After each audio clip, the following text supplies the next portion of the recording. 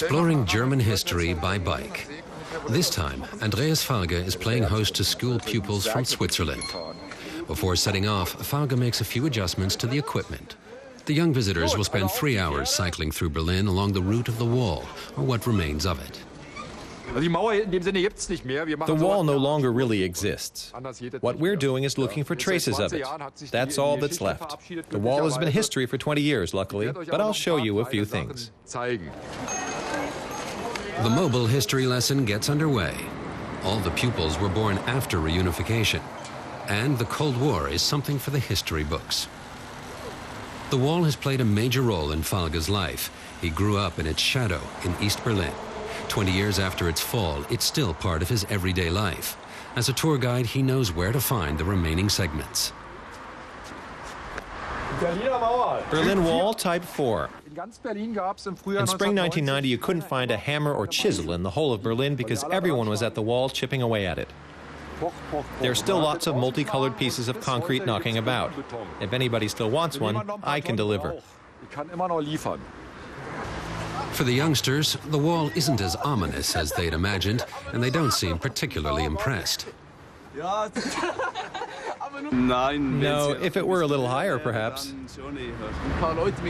If there were a few people standing on it with weapons at the ready, it would be okay.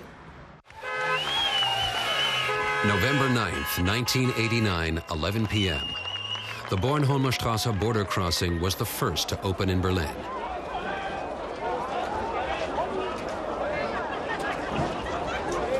Andreas Falge was amongst the crowds who poured into the West that night. Someone in a pub near the border crossing told a friend of mine, he said, "You're kidding. They're not opening the border." Many people in the East couldn't believe it at first. I thought, couldn't they do it at a more reasonable hour? It was November, it was cold, wet. But curiosity got the better of me, and suddenly I was in the thick of things. That evening, 20 years ago, Andreas made his way to a friend's home in the West. They celebrated all night in a West Berlin bar. To this day, they're still friends, and that bar is still their favorite meeting place. They enjoy reminiscing over a drink.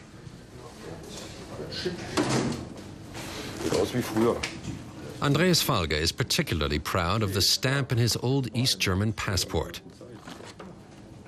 He recalls the night that changed the world and his own life forever. He has his own dry way of describing what happened. Deleting an entire operating system and installing a new one was perhaps not a bad thing. It keeps you flexible. For me, the world became bigger, wider, and more exciting. Everything changed for Andreas, but not for his friend Michael in West Berlin. Like many Berliners, Michael has stayed in his own neighborhood.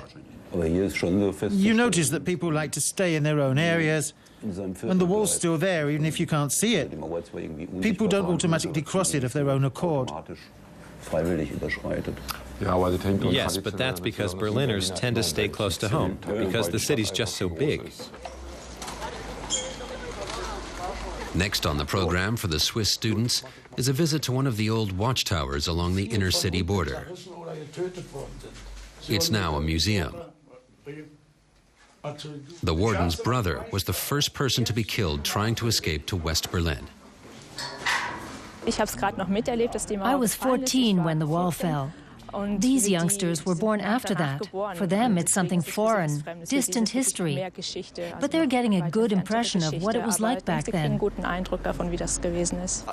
He knows a lot, he has a lot to tell, and it's really exciting when he talks about it. The group moves on along the banks of the Spree River, where the wall once stood.